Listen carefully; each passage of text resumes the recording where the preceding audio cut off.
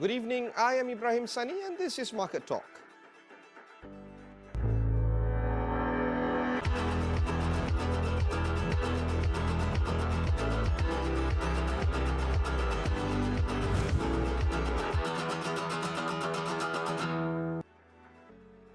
The oil and gas sector has had a rough couple of years, but the same can't be said about the petrol business, specifically the retail petrol business. Plenty of petrol retailers are now changing the perception of how petrol stations are driving convenience retail for consumers. It is now the effort of these retailers to use stations as community service centers to better serve their locality. Can and should the situation be as such? It is, after all, a hazardous place. And therefore, to understand this and more, joining me is Shairan Husain, the Managing Director of Shell Malaysia Trading Berhad. Welcome to the show, Shairan. Thank you, Ibrahim. So before we jump into the business of petrol stations, let's understand better the company itself, Shell Malaysia Trading. Can you describe to us what the company does? What are the operations of trading, Shell Malaysia Trading would be? For sure. The most obvious and visible part of Shell Malaysia Trading is our 900 plus strong petrol stations, which we're going to cover today. But in addition to that, it's not so obvious to other people, but we are proud to share that we have a fleet card business serving many hundreds of customers, including our armed uniform institutions such as PDRM and Bomba. Plus, we also serve the commercial sector, and we supply the same grade of high-quality fuels to companies like the Penang Ferry. Okay. With this in mind, let's zoom in on the 900 petrol stations that you have in this country. In the retail space or petrol retail space, you are second only behind Petronas. This would mean that you are quite perverse in the Malaysian consumer sector. That would also mean that you have the opportunity to transform these petrol stations into whatever image that the company wants it to be. Why do you think that it is time for us to change the landscape of petrol stations to become community service centers? Thank you. Firstly, we are proud to be serving, guess the numbers of customers that we serve. It's 10 million customers a week, and that's the highest number of customers that we serve amongst the petroleum industry, and we are very proud of that. Of course, they come to us for our high quality fuels, but more and more we discovered through research that customers' needs are evolving.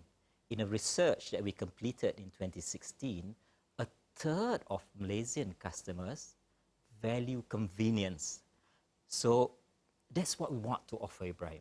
And what we learn also from the research, convenience is not just go in and out as quickly as you can, but convenience is also about having a range of offers, plus the quality of the product and services. That is why, since a few years back, we have embarked on expansion of our range of services and product to our customers in Malaysia. Let's talk about some of the recent expansion of services. Most recently, 2 weeks ago, if I'm not mistaken, Costa Coffee was being introduced in one of the petrol stations that you have right now. In fact, as we speak, it's being rolled out in various other petrol stations right now.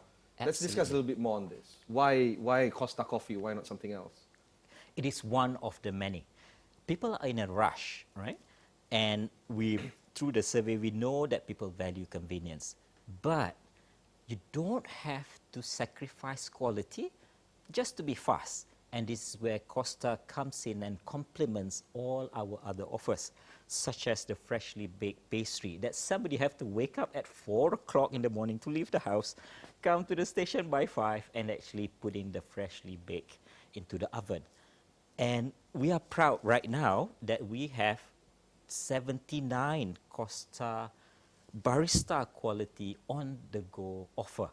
And plus, we're going to keep doing this one day, one outlet until we reach 200, so that many more Malaysians can benefit from this new offers that we are offering.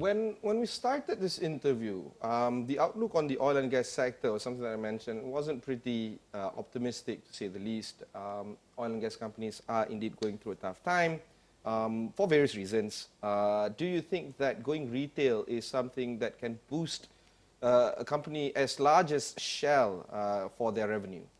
Absolutely. And it is a wonderful, exciting challenge because our main business, whilst it's traditionally fuel, we are gradually building up our non-fuels retailing so that we have a more diverse portfolio, which is good not only for the company, our business partner, but more importantly, the Malaysian consumers. We'll take a short break, but when we come back, we'll discuss more on Shell Malaysia trading. Don't go anywhere.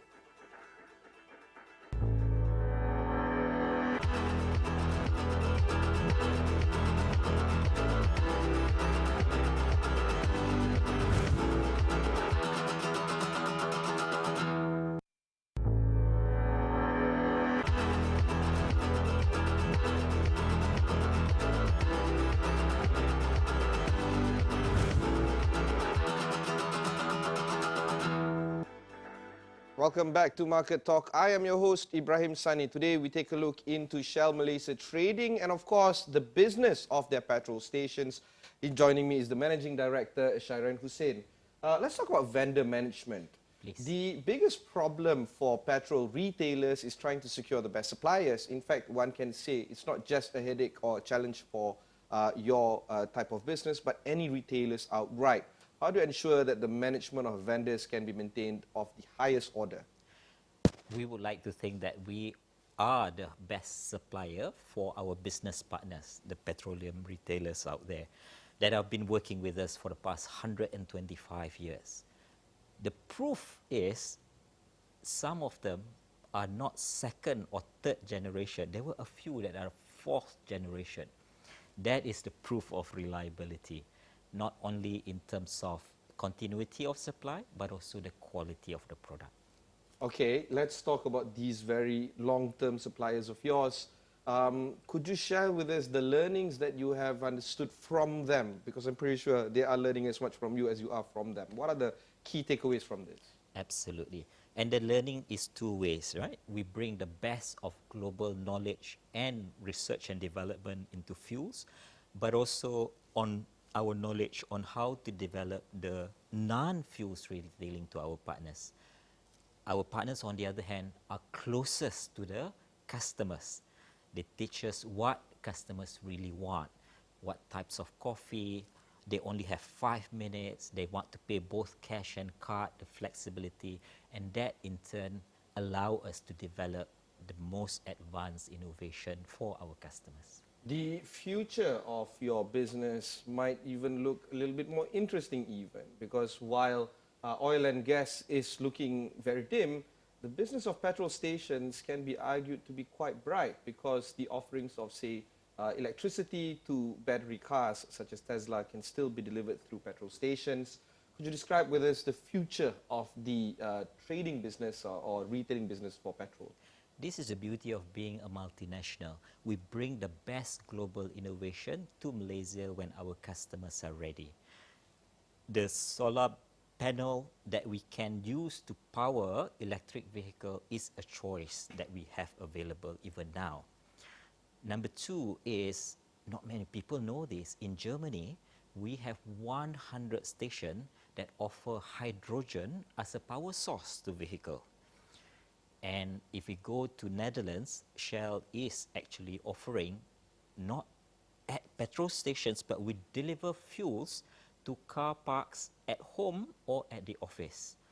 As soon as Malaysian consumers are ready, we'll be bringing the same great innovation to Malaysia. Oh, okay, this is the part where I really want to pick your brain here, because in my humble opinion, the consumers are ready. In fact, one would be hard-pressed to find any consumer who would fight against greener technology, against convenience.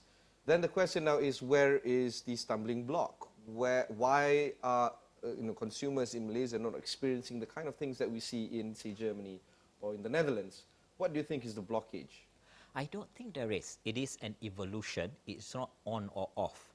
So we will see these new things that I mentioned gradually being in Malaysia, but we cannot at the same time forget that we still have 12 million cars and 13 million bikes that continue to require classical fueling solution. And we will not forget them, including making sure that even the classical fuel are the best and of the green quality. Yeah. For example, we have made available not only in Semenanjung but also in Sabah our Euro 5 diesel, which is significantly more friendly to the environment. Another area that I want to touch is on the border cities, not just in Johor Bahru, with Singapore, or the northern states in Kelantan, Perlis, but in Bintulu as well, in Sarawak as well, where you would enter Limbang and such. Do you see these border cities as key to providing business for our neighboring countries? We do have stations in those border cities. I must want to commend our KPDN for making sure that the rules and regulation in the country are observed, yeah, so that our consumers follow the local regulations, such as refueling within a certain limit. Yeah, but in those border situations, we also see both trades going both ways. The Bruneian coming to Lembang and filling up, and Malaysian going to Brunei for visiting friends and families. So it worked both ways. Let's take a short break, but when we come back, we'll talk more on the Shell petrol business after this. Don't go anywhere.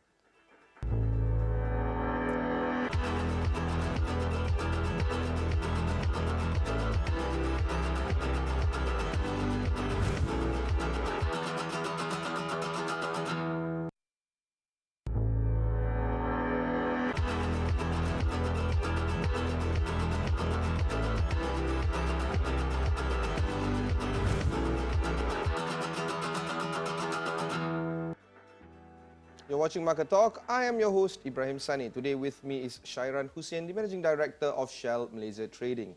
Shairan will still keep the focus on petrol stations, particularly the offering that you have for your customers. The recent fuel introduction in May was being introduced to the consumer market. Can you tell us a little bit more on this? We were really proud to have introduced our best fuels ever because it had that Dynaflex technology.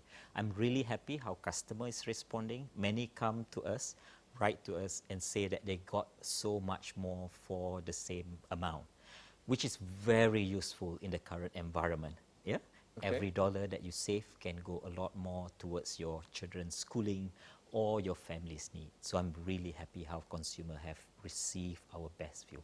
The issue of petrol price touches a lot of hearts, and I know, a company like yours would be at the mercy of the government in trying to manage that fluctuation of price. So let's talk a little bit about how Shell Trading has managed themselves and your dealers as well, following the change of the variability of the pricing mechanism that the government has introduced a few months ago. Indeed. So price in Malaysia is set by the government. So both the oil companies and the petroleum retailers follow the government's weekly price. So the ups and downs have been on the downside, resulted in reduction in value of stock. But the vice versa works on the price up. Since its implementation, we note that there had been 9 price down, 1 price level, and 10 price up. So overall, we should square up. Yeah, but in the meantime, it shows that in the uncertainty, then you have to manage your working capital. Okay, this is the part where it's getting a little bit more important, right? Because managing the working capital for enterprises that run these petrol stations are key. In fact, one of the key concerns by the ministry is that the petrol dealers might hoard the inventory when prices are low and sell them while it's high. Is this fear even real? Firstly, the Kementerian enforces this really well because it is to ensure continuity of supply to the Malaysian motorists. And I would like to believe that it is something that Malaysians do not have to worry, because as far as Shell is concerned, our petrol retailers are really focused on serving customers' needs. Yeah. Do you think that for consumers things are a little bit better now because of the weekly change of price, or would you like to prefer us go back to the old mechanism where the price don't change, or at least monthly changes? We respect the government's choice to have gone on a weekly. The good thing is we notice that because it is weekly change, the quantum of the change is now much smaller compared to if it had been monthly. Therefore, we do not see as long a queue in a price change day. Okay. Yeah, so it's become a norm that people are getting more accustomed to. After all, if it's a very small change, 1 or 2 cents, sometimes it is not worth to go queue out. for that long, right? Correct. Yep. And of course, some markets around the world, in the US, for instance, the price change daily. In fact, I was actually quite bizarre. I was in the US a few years back, and this happened right before my eyes. Do you think that something like that would happen here, where the prices have to change daily to manage inventory and to manage customers' expectations? We operate globally in many countries, and as a trivia question, there are other countries like Germany which change 3 times a day, right? So we will be able to manage this because we've got the capability to do so. But coming back to your question, it is something that Malaysian consumers will gradually be accustomed to. Yeah. But right now we indeed follow and respect the government's weekly price setting. We're nearing the end of the interview, and there are 2 things that I personally want to know. Number 1, why are petrol stations not offering workshops anymore, as in the bengkel kereta? That's the first question. And number 2, what do you foresee the future of petrol stations in the country? Let's start with the first one. Firstly, we still do, and I would indeed be superbly happy for Ibrahim to come to service your car. And we have 100 of these workshops open now. Plus, we are going to be opening a few more that focuses on bikers, because it's an unserved segment. Yeah? So we are providing this for the convenience of our customers. And of course, the second question is, what is the future of petrol stations in the world? Not just in this country. That is a beautiful question, and we are living in an interesting time. You can take it for granted the highest quality fuels from Shell, but now customers want best coffee on the go. They want burger to boot, right? And they want a freshly baked pastries. My team is ready to do all that and even more. Right. Terima kasih. Thank you very much for joining me on the show. I've been speaking to Shairan Husain, Shell Malaysia Trading Managing Director. And that wraps up this edition of Market Talk. Send us all your feedback on all our social media sites at Facebook, Twitter and Instagram. Follow us there at 501 Awani. And of course, you can listen to this interview on your podcast. Simply search for Astro Awani wherever you get your podcasts. I'm Ibrahim Sani. Thanks for watching and goodbye.